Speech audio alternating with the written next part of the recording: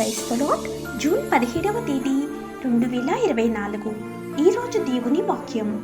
స్త్రీ తన గర్భమున పుట్టిన బిడ్డను కరుణింపకుండా తన చంటి పిల్లను మరచునా? వారైనా మరచుదురు, కానీ నేను నిన్ను మరువను. యెషయా గ్రంథం 49వ అధ్యాయం 15వ వచనం.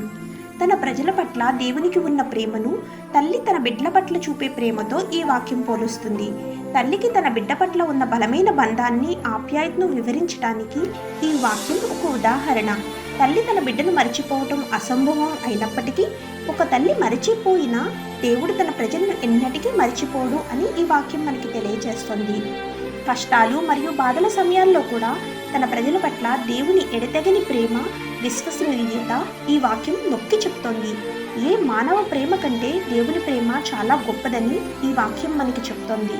పరిస్థితులు సవాలుగా లేదా అనిశ్చితంగా ఉన్నప్పటికీ దేవుని వాగ్దానాలపై విశ్వాసం ఉంచాలని కూడా మనల్ని ప్రోత్సహిస్తోంది.